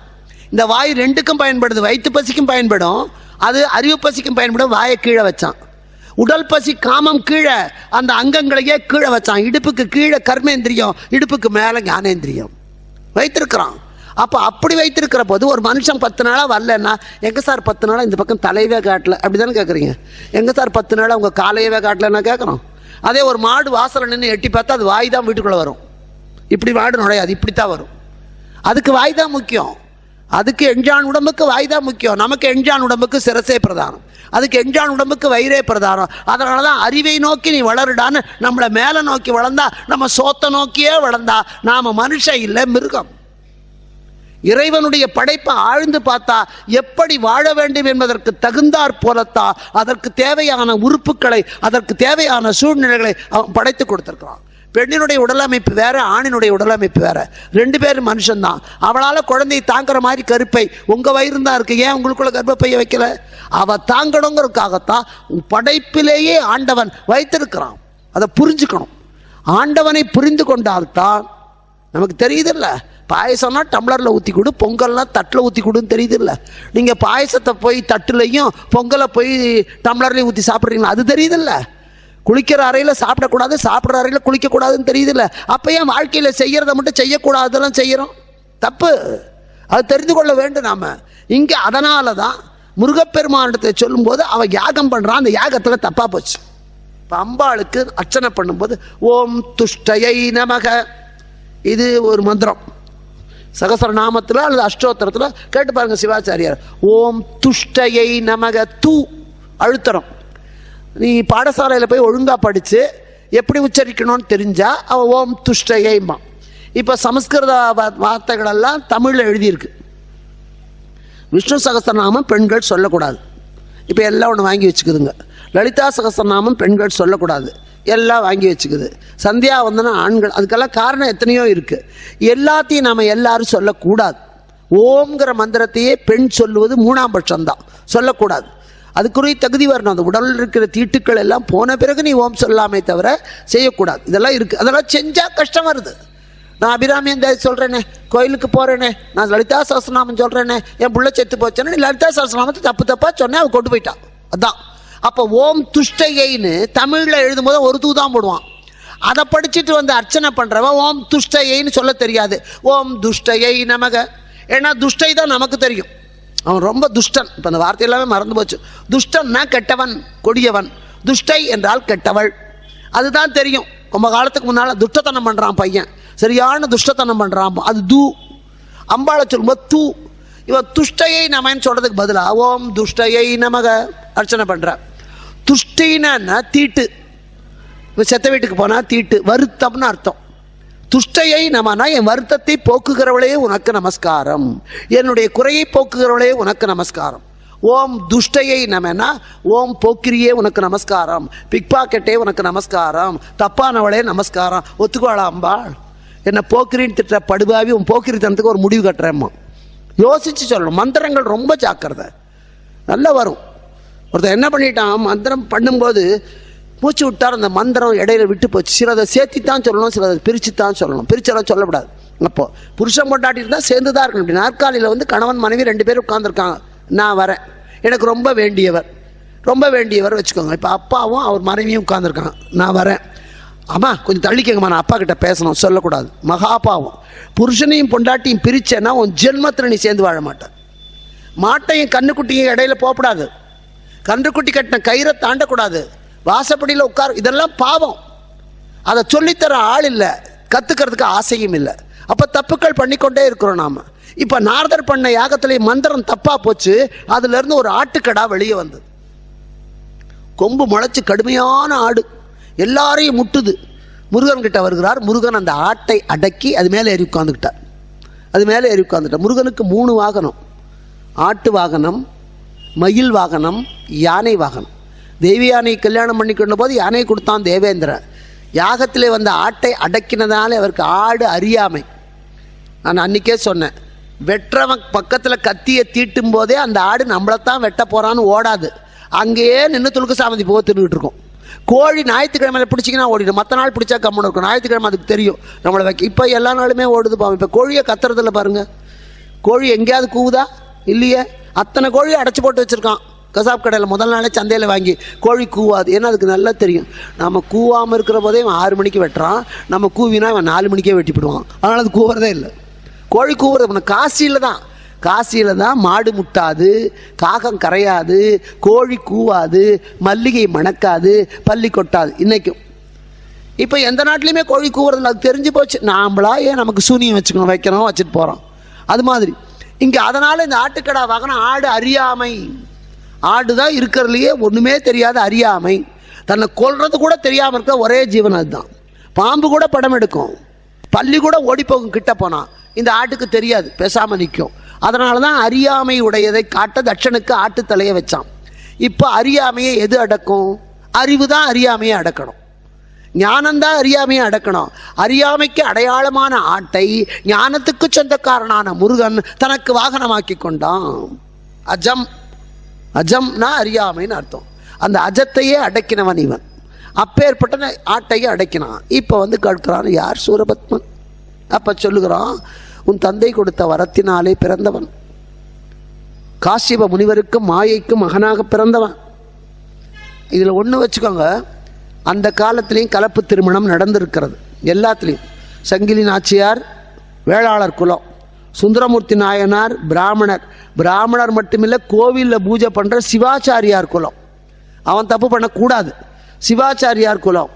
முதல் பெண்டாட்டி பறவை தேவதாசி ஒதுக்கப்பட்டவள். அந்த காலத்தில் அவள் தாய் பலரோடு வாழ்ந்தவள் என்று சொல்லுகிற குலம். தேவதாசி குலத்திலே பிறந்த பறவையை சுந்தரமூர்த்தி நாயனாருக்கு சிவபெருமானே கல்யாணம் பண்ணா, அந்த சுந்தரமூர்த்தி நாயனார் தேவதாசி பெண்ணோட அக்ரஹாரத்தில் தான் குடியிருந்தார். எந்த பிராமணனும் அவர் வெளியே தள்ளலை. சங்கிலி நாச்சியாரை கல்யாணம் பண்ணிக்கொண்டு ஞாயிறு கிழாருக்கு மகளாக பிறந்த அந்த வேளாளர் குலத்தில், கவுண்டர் குலத்தில் பிறந்த சங்கிலியை எனக்கு கல்யாணம் பண்ணித்தான் கேட்டு சிவபெருமானே கல்யாணம் பண்ணி கொடுத்து 2 பேரோடையும் ஊருக்குள்ளே தான் குடுத்தனம் பண்ணினார். யாரும் ஜாதி விட்டு தள்ளலை. ஏன் தெரியுமா? அந்த காலத்தில் கலப்பு திருமணத்துக்கு 2 நியாயம் இருந்தது, அனுலோமம் பிரதிலோமம். பெண் தாழ்ந்தது என்பது தொழிலை வைத்து. எவன் இரக்கம் உள்ளவனோ அவன் பிராமணன், எவனுக்கு வீரம் இருக்கிறதோ அவன் சத்திரியன், எவன் எல்லாரையும் வசீகரிக்கிறானோ அவன் வைசியன், எவன் கோபத்திலே தாழ்ந்த காரியத்தை செய்கிறானோ அவன் சண்டாளன். பூனை போட்டுக்கிட்டு நீ பண்ணிய தின்னா நீ பிராமணன் அல்ல, நீ சண்டாளன் தான். ஒரு வைசியனாக இருந்து கொண்டு 4 பேரை அடிச்சேன்னா நீ வைசியன் அல்ல, நீ சத்திரியன். சத்திரியனாக இருந்து கொண்டு நீ அமைதியாக எல்லார்கிட்ட இறக்கம் காட்டி போர்க்களத்தை போயிட்டு அவனை கொல்ல மாட்டேன் இவனை கொல்ல மாட்டேன்னா நீ வீரன் அல்ல, பிராமணன். தொழிலை வைத்துத்தான் பிரித்தார்கள். பிற்காலத்தில் தான் அது மாறி போச்சு. இந்த ஜாதிக்காரன் இந்த தொழிலைத்தான் செய்யணும்னு வச்சது முன்னால வந்தவன். அப்ப இல்லை, வேத காலத்தில் இல்லை. வேதத்தில் பிராமணன்கிற வார்த்தையே இல்லை. வள்ளுவர் எழுது, அந்தணன் என்போன் அறவோன் மற்ற எவ்வுயிர்க்கும் செந்தன்மை பூண்டு ஒழுகலாம். அதே மாதிரி பாரதத்தில் கேள்வி கேட்கும், எச்ச பிரச்சனத்தில் தர்மர்கிட்ட எச்சன் கேட்பான், அந்தணன் என்பவன் யார்? பிறப்பினாலா ஒழுக்கத்தினாலா? ஒழுக்கத்தினால் தான் அந்தணன். இது பாரதம் எந்த காலம்? வள்ளுவர் காலம் 2ஆம் நூற்றாண்டு. இன்னைக்கு தான் தப்பா சொல்லிட்டு அழிச்சிட்டு உட்கார்ந்துருக்கோம். தப்பும் பண்றான், தப்பும் செய்யணும், தப்பு அது. அப்போ அந்த நிலையிலே 4 பேர்களும் 4 வருணத்தார் என்று சொல்லும்போது இன்னென்ன தொழில் இப்ப கல்யாண வீட்லயே இருக்கு. ஒவ்வொருத்தன் ஒரு வேலை தான் செய்யறான். மச்சனா கூட இருப்பான், வாழை மரம் கட்டுவான் வாசல்ல போய் கல்யாணத்துக்கு. இன்னொருத்தன் பந்தியில் போய் சமையக்கட்டில் போயிருந்து சமையல் சரியாக நடக்குதான்னு பார்ப்பான். இன்னொருத்தன் வந்தவங்களை வாங்கன்னு கூப்பிடுவான். இன்னொருத்தன் கல்யாண மண்டபத்தில் பரிசு பொருளை வாங்கி வைப்பான். இது இத்தனை வேலையும் செஞ்சாகணும், ஒவ்வொருத்தன் செஞ்சுதான் ஆகணும். அதனால் பரிசு பொருளை வாங்கி வைக்கிறவன் தான் பெரியவன், வாசலில் வாழை மரம் கட்டுறவன் மட்டம்லாம் நினைக்கிறோம் இல்லையே. அதே மாதிரி தான் இங்கேயும் அந்த 4 வருணமும் என்பது அவரவருக்குரிய குலத்தை செய்வது. அப்போ அதில் கீழாக இருந்து கொண்டு சண்டாளனாக இருக்கிற வீட்டில் பிறந்துட்ட ஒரு பொண்ணு ஒரு பிராமணனை கல்யாணம் பண்ணிக்கலாம், ஒரு வைசியனை பண்ணிக்கலாம், அதாவது கீழே இருந்து மேலே போகணும். பெண் தன்னை விட உயர்ந்த குலத்தில் கல்யாணம் பண்ண, இப்பவும் சொல்கிறேன், தன்னை விட உயர்ந்த குலத்தில் கல்யாணம் பண்ணிட்டா அதை சமூகம் ஒத்துக்கொண்டது, சாஸ்திரம் ஒத்துக்கொண்டது. ஏன்னா அவ வயிற்றுல தான் குழந்தை பிறக்கும். இப்போவும் நீங்கள் ஒட்டு போடுறீங்கல்ல, ஒட்டு போட்டு விதை வீரிய விதைன்னு வாங்குறீங்களே, எதோட ஒட்டு போடுறீங்க? நல்ல மரத்தோட தான் சாதாரண செடியை கொண்டு போய் ஒட்டு போடுறோம். நல்ல ஜாதி மாம்பழத்தோட தான் சாதாரண மாமரத்தை ஒட்டு போடுவோம். ஏன்னா இதில் வர்ற விதை அங்கேருந்து கிடைக்கணும். அதே மாதிரி ஒரு ஆண்கிட்ட இருந்து தான் அடுத்த ஜெனரேஷனே உருவாகுது. அப்போ பெண் என்பவள் தன்னை விட உயர்ந்த ஒழுக்கத்திலே சிறப்பிலே உயர்ந்தவனோடு சேர்வாளையானா அவ வயிற்றில் பிறக்கிற குழந்தை அவனுடைய வித்தாக மிகச்சிறந்ததாக வரும். ஒட்டு போடுற மாதிரி அந்த காலத்தில் நல்ல குழந்தைகளை உருவாக்க உயர்ந்த குலத்துக்கு போனால் அது ஒத்துக்கொள்ளப்பட்டது. ஆனால் நல்ல ஜாதி பாமரத்தை நல்ல ஜாதி நாயை கொண்டு வந்து தெருநாய் கூட சேர வச்சா பிறக்கிற குட்டி எப்படி இருக்கும்? தெருநாயோட குணம்தான் வரும். அது மாதிரி மிக உயர்ந்த நல்ல ஒழுக்கத்தோட அறிவோட கல்வியோட வீரத்தோட வியாபார நுணுக்கத்தோடு இருக்கிற குலத்தில் பிறந்த ஒரு கொன்னை சண்டாளனாக கோபக்காரனாக எதையும் தின்னுகிறவனாக துத்தமில்லாதவனாக இருக்கின்ற ஒருத்தனுக்கு கல்யாணம் பண்ணி கொடுத்தா இவன் வித்து அங்கே பிறக்கிற போது இன்னொரு பாவி உருவாவான். அதுக்கு பிரதிலோமம்னு பேர். அதனால தான் இந்த கல்யாணத்தை ஒத்துக்கொண்டார்ல அன்றைக்கே, இது ஒத்துக்கொள்ளலை. அதை நம்ம தெரிஞ்சுக்கணும். எல்லா கலப்பு திருமணம் அல்ல. கலப்பினம் என்பது இன்றைக்கு விவசாயத்தை வைத்துக்கொண்டு கலப்பினம் என்பது தாழ்ந்ததை உயர்ந்ததோடு சேர்ப்பது, உயர்ந்ததை தாழ்ந்ததோடு சேர்ப்பது அல்ல. நிறைய படித்த ஒரு பையனை படிக்காத பொண்ணு கல்யாணம் பண்ணால் அவன் சொல்லி கொடுப்பான், இப்படி பண்ணுமா அப்படி பண்ணுமான்னு. ரொம்ப படித்த ஒரு பொண்ணு ஒன்றுமே தெரியாத ஒருத்தனை கட்டிட்டான்னா என்ன பண்ணுவா? இவன் அவனுக்கு சரியாக இறங்கித்தான் ஆகணும், திமிராடின்னு கேட்பான். அப்போ இவ படிப்பு வீணாக போயிடும். கூடாது, அதுதான் முக்கியம். அதனால தானே காளிதாசன் கதையே மிக படித்தவள் விலாசவதி, அவளை போல ஞானி யாரும் இல்லை, அறிவாளி யாரும் இல்லை, திமிர் நிறையா இருந்தது. அப்போ அவள் திமிரை அடக்கணுங்கிறதுக்காக எல்லாரையும் மட்டம் தட்டினான். படிப்பறிவே இல்லாமல் வலது கைக்கும் இடது கைக்கும் தெரியாத ஒரு ஆடு மேய்க்கிறவன் அவன் நுனி மரத்தில் உட்காந்துட்டு அடிமரத்தை வெட்டுறான். ஏன்னா நுனிக்கலையில் உட்காந்து அதை வெட்டுறமே அது முறிஞ்சு விழும்போது நம்ம மட்டும் தான் உடையுமேங்கிற அறிவு கூட அவனுக்கு இல்லை. நுனியில் உட்காந்துட்டு அடிமரத்தை வெட்டான். நுனிக்கொம்பர் ஏறியது அது திறந்து ஊக்கியார் வள்ளுவர் எழுதினார். அது காளிதாசனை வச்சு தான் நுனியிலிருந்து அடியில் வெட்டுறான். இதை பார்க்கிறார்கள் அனுஷன் அம்பரீஷன் என்ற மிகப்பெரிய அறிவாளிகள். அவரை மட்டம் தட்டினார். அவங்களெல்லாம் இவளை வேண வச்சு தான் அவளை மட்டம் தட்டணும்னு கூட்டிகிட்டு வந்தான். அவனுக்கு நல்ல பட்டம் பரிவட்டமெல்லாம் கட்டி பல்லாக்கில் வச்சு மிகப்பெரிய அறிவாளிகள் அவனை சுமந்துக்கிட்டு வந்தாங்க. சுமந்துட்டு வந்து ஓ சுமக்கிறவனே இவ்வளோ அறிவாளினா அவன் எவ்வளோ பெரிய ஆளாக இருப்பான். அரண்மனைக்கு வந்து உட்காரான். அவனுக்கு ஒரு அளவும் தெரியாது. உட்கார்ந்தாச்சு. இப்படி ஒரு வரல காட்டினான். அவங்க சொல்லி கூட்டிகிட்டு வந்தான். அவன் பயப்படுறான். வாயை திறந்த கொண்டுபிடுவோம், நீ வாயே திறக்கப்படாது, நாங்கள் பார்த்துக்குறோம். இவன் வந்து பயந்துக்கிட்டு உட்காந்துருக்கான். இவன் ராணி இப்படி காட்டினான். இந்த விலாசவதி எப்போவுமே இந்த 1 2 எல்லாருக்கும் தெரியும், மீதியெல்லாம் தெரியல. 1 2 சிறுநீர் கழிக்கணும்னா 1, மலம் கழிக்கணும்னா 2, இது எல்லாருக்கும் தெரியும். பையன் கிளாஸில் எழுந்துருன்னா சார் இப்படி தான் கேட்பான். இப்போல்லாம் பையன் பாத்ரூம் போகிறேங்கிறான். அதனால் அது 1 2 எல்லாருக்கும் தெரியும், 1 2 கூட தெரியாது. அப்படி அப்போ இவன் 1ன்னா இவன் என்ன பண்ணுறதுன்னு தெரியல, 2ன்னா. அவள் கேட்டா என்ன அர்த்தம்னா நாங்கள் சொல்கிறோம் நீ கடவுள் 1ன்னு. அதுக்கு அவர் சொன்னார் கடவுள் 1 அல்ல, அது சிவம் சக்தி என்று தட்பம் வெப்பம் என்று 2ஆகத்தான் உலகை காப்பது. அதெல்லாம் அவன் நினச்சி சொல்லலை. அவன் பாட்டு இப்படின்னா இவங்க விளக்கம் சொன்னான். அவன் பயந்தா. பக்கத்தில் ராமாயணம் படம் வரைஞ்சிருக்கு அந்த சபையில். ராவணனை எல்லாருக்கும் தெரியும். படித்தவன் படிக்காத எல்லாவனுக்கு 10 தலையை பார்த்தா ராவணன், மீதி படமெல்லாம் தெரியாது. 10 தலை இருந்தால் ராவணன் எல்லாருக்கும் தெரியும். இவர் பார்த்தார் இந்த ஆடு மேய்க்கிறான் ராவணான்னா. அந்த காலத்தில் எங்களை எல்லாம் திட்டுமதை பாரு கூட்டிகிட்டு போகிறேன் அங்கே வந்து ராவணான்னு உளராதேம்பாங்க. அது ஒரு உதாரணமாகவே எங்களுக்கு சொல்லி கொடுத்துருக்கேன். அப்போ தான் நான் கற்றுக்கிட்டேன். அன்னைக்கே சொன்ன மாதிரி அந்த காலத்து திட்டுக்கள் பழமொழிகள் எல்லாமே பிற்கால இலக்கியத்தை கற்றுக்கொள்ள முடியும். எங்கள் அம்மாலாம் சொல்லுவா அதை மாதிரி கூட்டின்னு போகிறேன். அதாவது எங்கள் அப்பாவுக்கு தெரியாமல் எங்கள் அம்மா ஏதாவது வாங்கியிருப்பார்னு வச்சுக்கோ, ஒரு சீட்டு கட்டியிருக்கலாம். அது அப்பாவுக்கு சொல், உங்கள் அப்பா வந்தால் ராவணான்னு ஏதாவது உளறி வச்சே கொண்டு போடுவேம்மா. இது என்னன்னு தெரியாது. அப்புறம் தான் காளிதாசன் படிக்கும்போது புரிஞ்சுது. அதை பார்த்து ராவணான்னு. உடனே அவன் முடிச்சா என்ன பெரிய அறிவாளிங்கிற, ராவணன்னு சொல்ல தெரியல ராவணாங்களாம். அதுக்கு அம்பரீஷன் சொன்னான் தப்பு. அந்த குலத்திலே புலஸ்திய மகரிஷியினுடைய வம்சத்திலே வந்த விஸ்ரவசனுடைய பிள்ளைகள் 3 பேர், ஒரு பொண்ணு. ராவண, விபீஷண, கும்பகர்ண, சூர்பனக. இதில் விபீஷணனை பாதா வருது, விபீஷணன் சொல்கிறதில்ல விபீஷணன். கும்பகர்ணனுக்கு பாதா வருது கும்பகர்ணன். சூர்பனகைக்கு தான் பாதா வருது சூர்பனகை. அப்போ இந்த 3 பேர் அந்த குடும்பத்தில் பிறந்தவனுக்கு பா வச்சுட்டு அவனுக்கு மட்டுமா வா வச்சிருப்பான், அவனுக்கு ராவணன்னு தான் இருந்திருக்கும். நீங்கள் தான் தப்புன்னுட்டாங்க. அவள் படித்தவ விழுந்துட்டா. சரி ஒத்துக்கிட்டா இவ்வளோ பெரிய ஞானின்னு. ராத்திரி படுக்கை அறையில் கொண்டு போய் விட்டா. இவன் படுத்து தூங்குறான். ஆடு மேய்ச்சது இதையெல்லாம் மாட்டிக்கிட்டு அவனுக்கு கலப்பாக இருக்குது. தூங்கும்போது அவனை எழுப்பணும்னு நினச்சி என்ன பண்ணா, திராட்சை பழத்தை கொண்டு இப்போ படம் பார்க்குற குழந்தைகளுக்கு தெரியும், திராட்சை பழத்தை கொண்டு நீ ஒரு பழம் நான் வரும், அதை கொண்டு வந்து வாயில் உண்டு போட்டான். இவன் ஆடோடையே பழகினான், தா புழுக்கப்படாதேன்னு. அவன் ஆடு தான் புழுக்க போடுதுன்னு நினச்சிக்கிட்டான். இவன் என்ன பண்ணா, எடுத்து பன்னீரை தெளிச்சா. டாய் முதல்ல புழுக்க போட்ட, இப்போ என்ன சிறுநீர் கழிக்கிற. இவளுக்கு சந்தேகம் ஆகிடுது, என்ன இவன் இப்படி பேசுகிறான், பேச்சே சரி. எழுப்பினான், மரியாதையாக நீங்கள் யாருன்னு உண்மையை சொல். அவன் சொல்லிட்டான், நான் ஒரு ஆடு மேய்க்கிறவன், எனக்கு ஒன்றும் தெரியாது, என்னமோ இழுத்துக்கிட்டு வந்தாங்க, பின்ன என்னமோ நீ இப்படி காமிச்சா நான் இப்படி காமிச்சேன், அவ்வளோதான், எனக்கு அது தெரியாது, ராவணன் மட்டும் தெரியும், நான் ராவணான்னு. பார்த்தா இது வெளியே தெரிஞ்சால் யாருக்கு அவமானம்? புருஷன் அறிவில்லாதவன், இவன் ஏமாந்து போயிட்டான், இவன் யாரையெல்லாம் அவமரியாதைப்படுத்தினாலும் அவனெல்லாம் இவளை மிதிப்பான். இது உடனே என்ன பண்ணா, இதுதான் கலப்பு திருமணம்.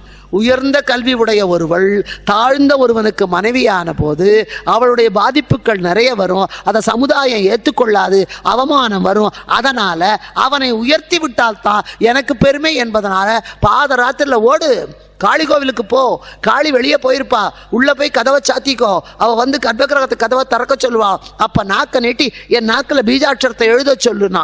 இவன் போய் உள்ள புந்துக்கிட்டான், இவளுக்கு பயந்துக்கிட்டு. காளி வர்றா, வந்த உடனே நாக்க நீட்டி நாக்கில் எழுதுனா. அவ பீஜ மட்சரத்தை ஓம் என்று எழுதினான். மாணிக்க வீணா முபலாலயந்திம் பாட ஆரம்பிச்சிட்டான். உடனே அடுத்த நிமிஷம், ஏன் கலப்பு திருமணம் தான் நடத்தி வைத்தார்கள். ஆனால் இவளை தாழ்த்துவதற்காக உயர்ந்தவளை கீழே கொண்டு வந்தான். அவனை உயர்த்தி தான் தாழ்ந்த பிறகுதான் மரியாதை கிடைச்சது. அதுதான் நிறைய படித்த பெண் தன்னை விட குறைவானவனை மணந்து கொண்டாலும் கூட அவனை பிரைவேட்டா எழுத வச்சாவது மேல உசத்தணும். தானும் உயர்ந்த அடுத்தவனை உயர்த்தணும். எத்தனையோ பேர் பார்த்துருக்கேன். சில பேர் கல்யாணம் ஆகி பெண்டாட்டி படிக்க வச்சிருக்கான், நீ படி. எத்தனையோ பேர் IAS எல்லாம் எழுத வச்சிருக்கான். அதனால அது மாதிரி இருக்கணும். அதுதான் இங்கேயும் அந்த மந்திரம் மாறி போறதுனால விளைகின்ற விளைவினால ஆட்டுக்கடாய் அடக்கியாச்சு. இப்ப சூரபத்மம் வரலாற்றை சொல்றா. கௌதமர் மிகப்பெரிய முனிவர், சப்த ரிஷிகளிலே ஒருத்தவர். அவர் மிகப்பெரியவர், அவருக்குத்தான் பெண்களை கல்யாணம் பண்ணி கொடுத்ததே இங்க. அதனால இங்கே மிகப்பெரிய ஞானி அவர். அவர் தவம் பண்றார். இன்னை வரைக்கும் ஞாபகம் வச்சுக்கோங்க, ஒரு ஆணுக்கு உடலிலே வலிமை உண்டு, மனசுல வலிமை கிடையாது. பெண்ணுக்கு மனசுல பலம் ஜாஸ்தி, உடம்புல பலம் கம்மி. நீங்க சீக்கிரத்துல மனசு நொந்து போனா விட்டுருவீங்க. காமம் என்பது ஆணை சீக்கிரமா மயக்கிடலாம், ஐம்புலன்களும் சீக்கிரம் விழுந்துடும். பெண்ணை அவ உடலை கெடுத்தாலும் கூட அவன் மனசுல இடம் பிடிக்கிறதுங்கிறது அவ்வளவு முடியாத காரியம். மனோவலிமை ஜாஸ்தி. நீங்க இரும்பு மாதிரி மனிதர்கள், அவர்கள் தங்கம் மாதிரி. தங்கத்தை இரும்பு பொட்டியில வைக்கிற மாதிரி உங்ககிட்ட உங்க உடல் பலம் அவர்களை காப்பாற்றணும், அவர்கள் மனோபலம் உங்களை காப்பாற்றணும். அதனாலதான் புராணங்கள் இதிகாசங்கள் நடைமுறை வாழ்க்கையிலே திருமணமான பல பேரை சாய்த்த பெண்கள் உண்டு. முயற்சி பண்ணினா யாரை வேணும்னாலும் வீழ்த்தலாம், ஏதோ 1000ல் ஒருத்தன் தப்பிக்கலாம், அவ்வளவுதான். ஏன்னா ஆண்டவன் இயற்கையிலே. அதனாலதான் ராமாயணத்தை பாட வந்த கம்பன் எழுதுவான். இங்க வந்திருக்கிறவங்க அத்தனை பேர் நல்லவர்கள், அதனால உங்களுக்கு அது புரியாது. ஆனால் வீழ்த்த முடியும். ஆசலம்பொறி ஐம்பொறி வாளியும் காசலம்பு முலையவர் கண்ணனும் பூசல் அம்பும் நெறியின் புறம் செலா கோசலம். கோசல் நாட்டையே ராமன் பிறக்க தேர்ந்தெடுத்தான் என்ற போது எழுதுவார். அந்த நாட்டில் இருக்கிற பெண்களுக்கு கண்ணு தப்பு பண்ணாது, ஆண்களுக்கு 5 புலன்கள் தப்பு பண்ணாது. பாரதி எழுதினா இல்லையா, காதல் பெண்கள் கடைக்கண் காட்டிவிட்டால் காற்றிலேறி விண்ணையும் சாடுவான். அது மட்டும் இல்ல, கண்ணின் கடைக்கோடி காரிகையர் காட்டிவிட்டால் மண்ணின் மாமலையும் மைந்தற்கோர் துரும்பு. எப்பேற்பட்ட காதலிக்கிற பையனானாலும் அவன் பஸ்ஸுக்குள்ள இருக்கான்னு எந்த பொண்ணு ஃபுட்போர்டில் தொங்க மாட்டான். ஆனா அவ தன்னை காதலிக்கிறான்னு கூட தெரியாம இவனுக்கு பிடிச்ச ஒத்தி உள்ள இருந்தா அவளை சைட் அடிக்க இவன் உயிரை பணையம் வச்சு ஃபுட்போர்டில் ஒத்த காலில் தொங்குறான். ஏன்? உயிரை விட அவனுக்கு அந்த ஆசை பெருசா போச்சு. அதான் காரணம். அதனாலதான் எப்பேற்பட்டவனும் மயங்கி விடுகிறாள். விஸ்வாமித்திரரை மேனக மயக்கினா, கௌதமர மாயை மயக்கினா, பெண்ணை ஆண் மயக்கினால் ஆண் பெண்ணை கெடுக்கலாம், ஆனால் மயக்க முடியாது. இங்க அதே மாதிரி கௌதமர் கடுமையான தவம். அசுர குலத்திலே பிறந்தவள் இந்த மாயை. அவ உடனே அவனுடைய அப்பா சொல்றான், அவன் பையன் வேணும்னு ஆசைப்பட்டான். விஷபர்வா என்ற அசுரன் அரசன், அவனுக்கு பையன் பிறக்கல, பொண்ணு பிறந்துருத்து. பல பேருக்கு பெண் குழந்தை பிறந்தா இன்னைக்கு அந்த பெண் குழந்தைக்கே ஜீன்ஸ் என்ன பேண்ட் என்ன வாங்கி கொடுத்து ஆண் மாதிரியே வளர்ப்போம். 3 ஆண் குழந்தை பிறந்தா அதுக்கே தலைப்பின்னி ஜடை போட்டு பொண்ணு மாதிரி பார்ப்போம். அந்த பெண் குழந்தைய வாடா கண்ணாம்போம், ஆண் குழந்தைய வாடி கண்ணும்போம். இது ஒரு ஆசையை தீர்த்து கொள்ள. இந்த மாயை பெண்ணானவன அவளை ஆணா வளர்க்கணும்னு ஆசைப்பட்டான். அசுர குருவுக்கு பெயர் சுக்கிராச்சாரியார், தேவர்களுடைய குருவுக்கு பேர் பிரகஸ்பதி, அவர் தான் வியாழன். இப்போ சொன்ன உடனே இந்த சுக்கிராச்சாரியார்கிட்ட சொல்கிறோம். அவர் என்ன பண்ணுறார், இந்த பெண்ணுக்கு எல்லா கலையும் கற்றுக் கொடுக்குறார், எல்லாத்திலையும் கட்டிக்காரு, ஆணுக்கு நிகரா. ஆனால் என்னதான் ஆணுக்கு நிகரா பெண்ணை அறிவில் வளர்க்கலாம், பலத்தில் வளர்க்கலாம். ஆனால் நான் அன்னைக்கு சொன்ன மாதிரி சாதாரண உலகத்தில் அவள் சாதாரண பெண்ணாக இல்லறத்தோடு வாழ்ந்தாத்தான் அவளை பொண்ணுன்னு நினைப்பாங்களே தவிர இல்லைன்னா ஆம்பளை பாப்பாத்திமா அவ்வளோதான். இங்கே அதனால் என்னாச்சு, இவர் சொல்லுகிறார் அசுர வம்சம் வளரணும், அசுர வம்சம் வளரணும். அதனால் காட்டினை தவம் செய்கிற கௌதமரை மயக்கு, உன்னை விட உயர்ந்தவன் மூலமாகத்தான் அசுர குலத்துக்கு நல்ல குழந்தை கிடைக்கும், ஒட்டு போடு. அதனால ஞானியான கௌதமரிடத்திலே கேவலமான கெட்டவளான அசுர பெண்ணை அங்கே போய் ஒட்டு போட்டார். இன்னொரு அசுரனோட சேர சொல்லல, போ, அப்பத்தான் நல்ல வலிமை மிக்க குழந்தைகள், ஞானமுள்ள குழந்தைகள் பிறக்கும் அனுப்பினார். தவம் செய்கிறாள், இவ வருகிறார். தன்னுடைய மாயையினாலே இவ வந்த உடனேயே அவர் அப்படியே அவர் தவத்தினாலே எங்கே பார்த்தாலும் பொட்டலாக இருக்கு. ஏன்னா 5 புலன்களும் அடக்கினாத்தான் தவம் செய்ய முடியும். இப்போ சபரிமலைக்கு பெண்கள் வரக்கூடாதுங்கிறாங்க. அதுக்கு என்ன நினைக்கிறீங்க, நீங்களாம் லாயக்கில்லை, அதனால தான் உங்களை வர, அதல்ல, எங்களுக்காக வர சொல்லலை, உங்களுக்காக. நீங்கள் மாலை போட்டுக்கிட்டு பிரம்மச்சரிய விரதம் காட்டிட்டு சபரிமலைக்கு சாமியேம்பிங்க. ஒரு 18லையும் 17லையும் 16லையும் 10 பொண்ணுங்களும் கூட வர்றா. பம்பையில் போய் குளிக்கிறீங்க, அவளும் குளிப்பா. உங்கள் மனசு தடுமாறும், உங்கள் பிரம்மச்சரியம் போயிடும். அவள் இருப்பா. எத்தனை ஆண்டு வேணும்னாலும் பெண்ணால் தன் மனசை அடக்கி பிரம்மச்சாரியாக வாழ முடியும். ஆணும் வாழுவான், ஆனால் வாழ முடியாமல் பண்ண முடியும் அவன் மனசு. அதனால் உங்கள் பிரம்மச்சரியம் கிடக்கூடாதுங்கிறதுனால தான் பெண்கள் வரக்கூடாது. பின்னால் வரலாம், வயசானா வரலாம், சின்ன குழந்தை வரலாம். இப்போ சின்ன குழந்தை கூட அனுமதிக்கிறதில்ல. அதுக்காகத்தான் இங்கேயும் தவம் பண்ணுகிறார். இந்த 5 ஒருத்தன் என்ன பண்ணால் நான் போய் தவம் பண்ணுறேன்னு போய் உட்கார்ந்தான். ஆற்றங்கரை மலை இப்படி தான் போவாங்க தனியாக. சூப்பர் மார்க்கெட்டில் போய் உட்காந்து தவம் பண்ண மாட்டான், போத்தீஸில் போய் உட்கார மாட்டான். அங்கே வர்றது பூரப்பட்ட இதை பார்த்தாலே அவன் மயங்கிடுவான். அதனால் தவம் பண்ணுறதுக்கு கடுமையான இடம் இமயமலை, காடு, நர்மதக்கரை இப்படி தான். இவன் போய் ஒருத்தன் தவம் பண்ண உட்காந்தான். அம்மாள் எல்லோரும் சொன்னாங்க, அவன் முதல்ல கண்ணை மூடிட்டு தவம் பண்ணான். கண்ணை முடிக்கடான்னு. எதுக்கு கண்ணை முடிக்கணும், அப்போ தாண்டா கண்டதை பார்த்தா மனசு அலையாது. நான் கண்ணை திறந்துக்கிட்டே தவம் பண்ணுவேன், பண்ணி தொலைன்னா. இவன் போய் ஆத்தங்கரையில் உட்காந்தான். அந்த காலத்துலலாம் ஆத்தங்கரைக்கு போய்த்தான் பொண்ணுங்களை பைப்படியில் தவம் பண்ணான்னு வச்சுக்கோங்க. இப்போ தண்ணி எடுக்க பெண்கள் வருது. இவன் கண்ணு என்ன பண்ணிட்டு வாய் சொல்லுது, காக்க காக்க கனகவேல் காக்க, நோக்க நோக்க நொடி நோக்க, பார்க்க பார்க்க பாவம் படிபட. அந்த பொண்ணு தண்ணி எடுத்து வீடு போகிற வரைக்கும் கண்ணு கூடவே போச்சு. அடுத்த நாள் பார்த்தான், சிச்சி இந்த கண்ணு நம்மளை கெடுக்குதுடா, கண்ணை முடிக்கடா. அடுத்த நாள் மணி சாயந்தரம் ஆயிடுச்சு. அந்த நேரத்தில் அந்த பொண்ணு தண்ணி எடுக்க வர்றா. கால் கொலுசு கலீர் கலீர்ங்குது. அன்றைக்கி காது அந்த சத்தத்தோடையே கூட போச்சு. அடுத்த நாள் காதையும் பஞ்சை வச்சு அடைச்சிக்கிட்டான். பார்த்தான், 5 மணி ஆச்சு. மல்லிப்பூ வாசனை, சண்பகப்பூ வாசனை வந்துட்டா போல இருக்கு. மூக்கு கூடவே போச்சு. மூக்கையும் முடிச்சுக்கிட்டான். 4வது நாள் 5 மணி ஆச்சு. வல்ல போல இருக்கு. இந்த 5 அடங்கணும், கண்ணு அடங்கணும், காது அடங்கணும், மூக்கு அடங்கணும், வாய் அடங்கணும், அப்பத்தான் உடம்பு அடங்கும். அப்பத்தான் உடம்பு. இது 4 அடக்காம அதை அடக்க முடியாது. வாசப்படியில் கால் வைக்காம வீட்டுக்குள்ளே போக முடியாது. அதனால இங்கேயும் இவர் வந்தவன் அவர் கடுமையான இடத்துல தவம் பண்ணுறார். ஏன்னா நல்ல மலர்வனமாக இருந்தால் மூக்கில் வாசனை, மசால் வடை சுடுற இடத்துல உட்காந்து பையன் பரீட்சைக்கு படிக்கப்படாது, அவனுக்கு படிப்பில் புத்தி போகாது. டிவிக்கு பக்கத்தில் உட்காந்து படிக்கப்படாது, அங்கே கேட்குற சினிமா பாட்டு தான் காதில் விழும். தப்பு. தெருவில் 4 பெண்கள் போகிற லேடிஸ் காலேஜ் வாசலில் உட்காந்து இவன் புஸ்தகத்தை வச்சுக்கப்படாது, கண்ணு போகும். அமைதியாக இருக்கணும். இப்போ இவ வந்தா இவளுடைய மாயையினாலே இந்த பாலைவனம் சோலைவனமாச்சு. எங்கே பார்த்தாலும் செடி கொடிகள், பூக்கள் பூக்கிறது, தென்றல் வீசுகிறது, கிளி கூவுகிறது, குயில் பாடுகிறது. சுற்றுச்சூழ்நிலையே மாறி போச்சு. சூழ்நிலைக்கு ஏற்றால்தான் மனசு மாறும், மனசு மாறும். அதனால் இங்கேயும் ஒரு தவம் பண்ணி கொண்டா திடீர்னு மூக்கில் நல்ல மல்லிப்பூ வாசனை அடிக்குது. காதில் பறவைகளுடைய குணம், உடம்பு முழுக்க தென்றல் காற்று வருகிறது, உடம்பு சுகத்தை அனுபவிக்கிறது. கண்ணை திறந்து பார்க்குறா பேரழகியான மாயை. அவ இவர்கிட்ட வரல, அவ நிற்கிறா, அவ்வளோதான். வெள்ளைக்கட்டி எறும்புக்கிட்ட போகாது, எறும்பு தான் வெள்ளைக்கட்டியை தேடி வரும். இவன் வெள்ளைக்கட்டியாக நிற்கிறா, எறும்பு சுற்றி போக வேண்டிய எறும்பு தேடி வருது தானா. அவன் மேலே தப்பு இல்லை, கிட்ட வருது. நீ யார்? திரும்பிட்டா. எப்போவுமே இதுக்கு பேர் விட்டு பிடிக்கிறதுன்னு பேர். எடுத்தெடுப்பில் எஸ்ன்னு சொன்னால் அதை லோலாயிம்மா. அவளுக்கு ஆசை இருந்தாலும் அவள் திரும்பிட்டு போனாலும் இவன் பின்னாடியே போவான். அதுதான்.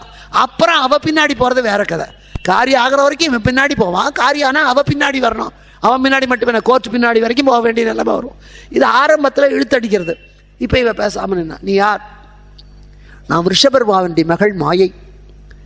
இங்கே எதுக்கு வந்தேன்? சும்மா இந்த நந்தவனத்தை எல்லாம் பார்க்கலாம் என்று வந்தேன். இவ பேச பேச இவருக்கு ஆசைகள் அதிகமாகிறது.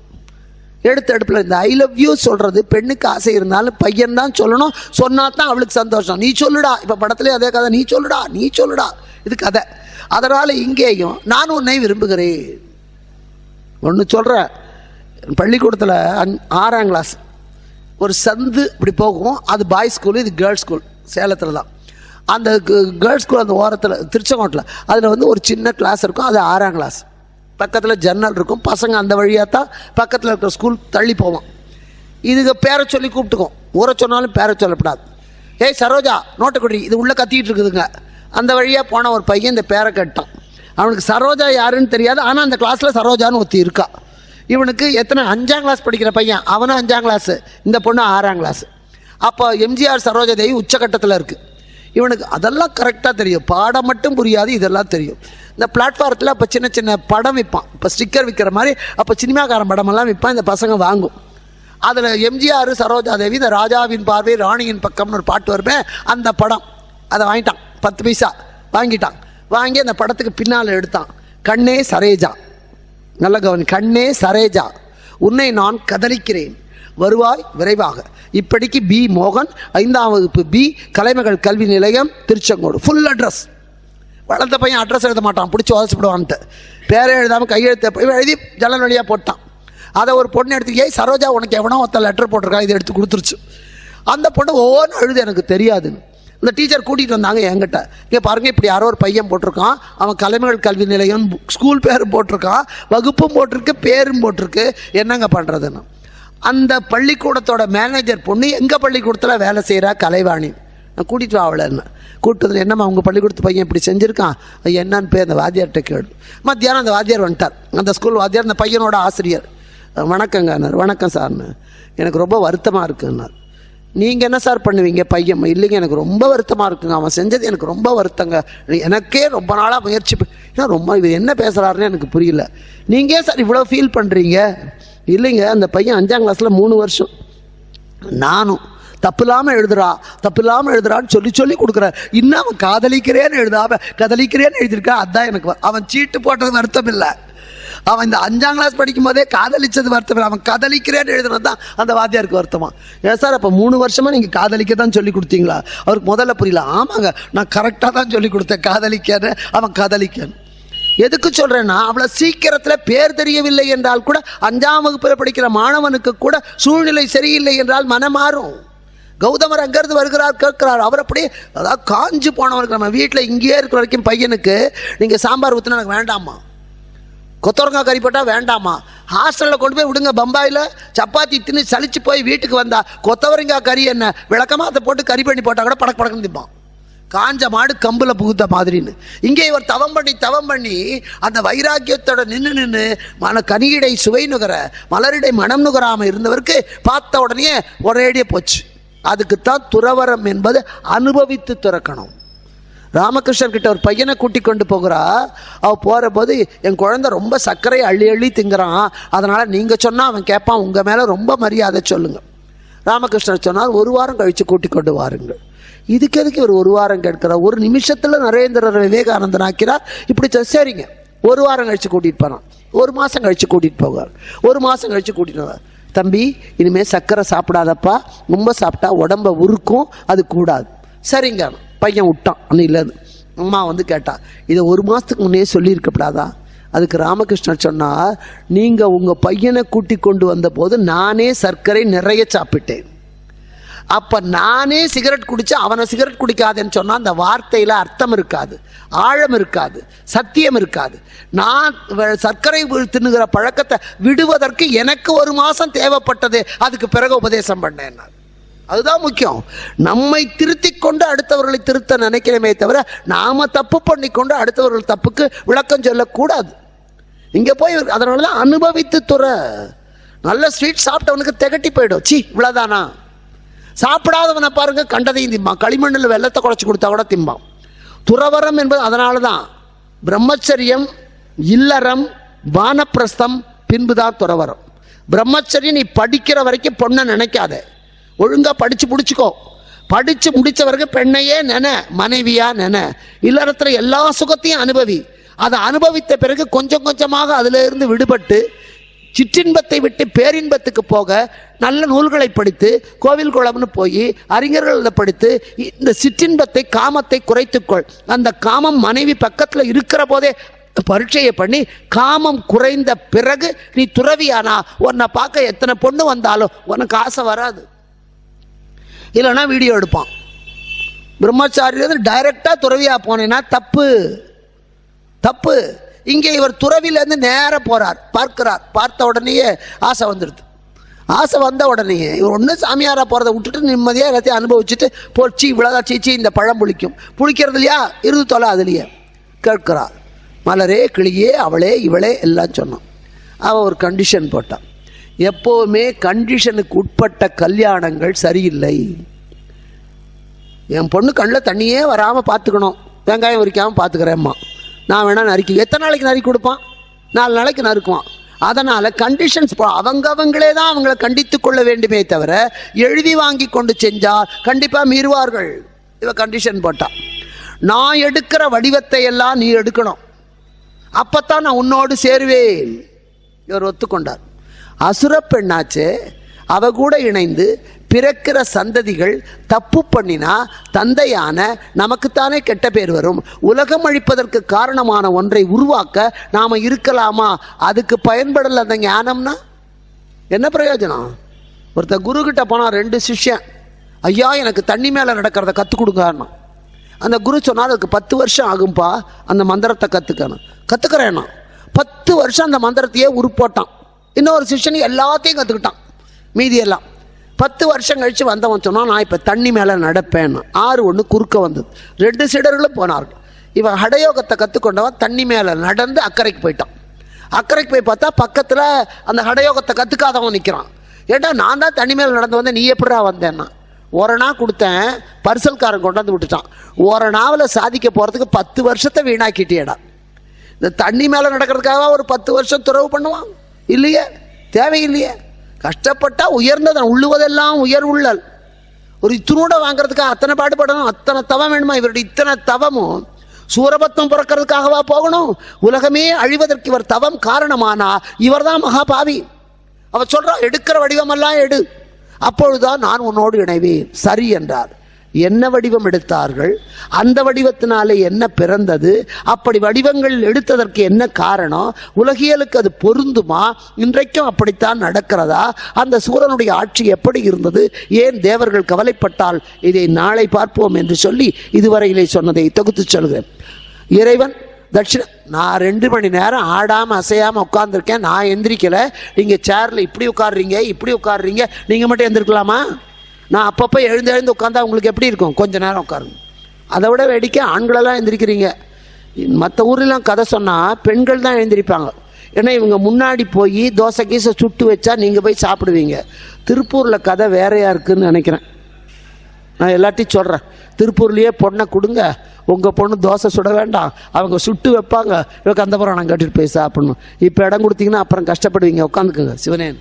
அதனால் இங்கேயும் தட்சிணாமூர்த்தியாக சனகசனாதி முனிவர்களுக்கு ஞானோபதேசம் செய்து கொண்ட அமர இங்கே அவரை காமத்துக்குள்ளாக்க வேண்டும் என்று தேவர்கள் கேட்டதன் காரணத்தினாலே வந்த மன்மதன் அம்புகளை விட முதல் 3 அம்பும் பயனில்லாமல் போக 4வது அம்பாகிய முல்லை மலரை எடுக்க கிடைகாட்டும் ஆகையினாலே எம்பெருமான் நெற்றிக்கண்ணை சற்றே திறக்க கனங்குவேள் விழுந்துவிட உலகம் முழுக்க புகையாக ரதிதேவி வந்து புலம்ப, உனக்கு நான் உன் கணவனை உன் கண்ணுக்கு மட்டும் காட்டுகிறேன் என்று இறைவன் வரம் கொடுக்க, அதன் பிறகு அவருடைய 6 நெற்றிக்கண்களிலே 3 முகங்கள் இருக்கக்கூடிய மிகப்பெரிய மூவீர் முகங்கள் போற்றி என்று 3 6 இருக்கின்ற கந்தனுக்கு சிவபெருமானுக்குரிய சத்யோஜாதம் வாமதேவம் ஈசானம் தத்புருஷம் அகோரம் என்ற 5 முகத்தோடு மேல்நோக்கிய ஒரு முகமாகிய 6வது முகத்திலே 6 முகத்திலே இருந்து நெற்றி கண்ணிலே இருந்து அக்னிப்பொறி தோன்ற, அப்படி தோன்ற காரணமாக 18 புராணங்களுக்கு சாரத்தை எல்லாம் சேர்த்து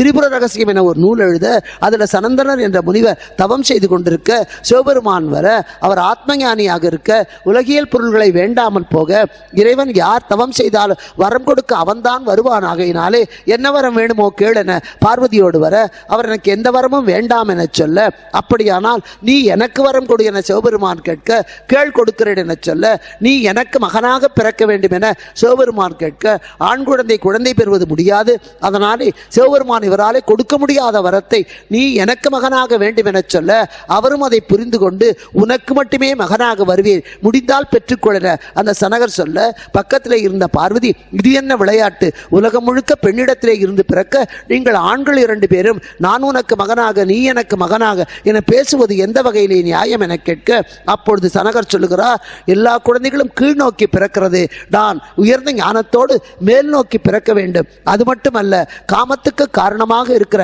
பெண் சம்பந்தமே இல்லாமல் நான் பிறக்க வேண்டும் என சொல்ல அதனால் தான் பார்வதியை பெண்ணாக தன்னோடு இணைத்துக் கொள்ளாமல் அவருடைய சக்தியை தன்னுடைய கண்ணாக இணைத்துக் கொண்டு மேல் நோக்கிய முகமாக அவருக்கு கொடுத்த வரத்தின்படியே அதோ முகத்திலே இருந்து அந்த 6 முகத்திலே இருந்தும் 6 தீப்பொறி வர அக்னி தேவன் தாங்க காற்று உடன் வர ஆகாய வழியாக கங்கையிலே விட கங்கை வற்றி சரவணப்பூன் திட்டிலே ஒதுக்க அருவமும் உருவமும் ஆகி அனாதியாய் பலவாய் பிரம்மமாய் என்ற ஜோதி பிழம்பதோர் மேனியாகி கருணைகூர் முகங்கள் 6 கரங்கள் 12 கொண்டு ஒரு தனி முருகன் வந்து அங்கு உதிக்க அந்த 6 குழந்தைகளுக்கு கார்த்திகை பெண்கள் சீராட்ட அப்பொழுது சிவபெருமான் உமையை அழைத்து நீ பயந்தான் தன்னை எடுத்து வா என சொல்ல அவ 6 குழந்தையும் அள்ளி எடுக்க ஓர் உருவத்தோடு 6 முகத்தோடு 12 கரத்தோடு வர அந்த அறுமுக செவ்வேள் கந்த வெற்பிலே விளையாடி கொண்டிருக்க பிரம்மன் இறைவனை பார்க்க வர அவனுக்கு பிரணவம் தெரியாமல் போக அவனை தலையிலே குட்டி சிறையில் அடைத்து தானே உலகத்தை படைக்கத் தொடங்க எல்லாம் ஞானமயமாக மாறிவிட இறைவனை வந்து வேண்ட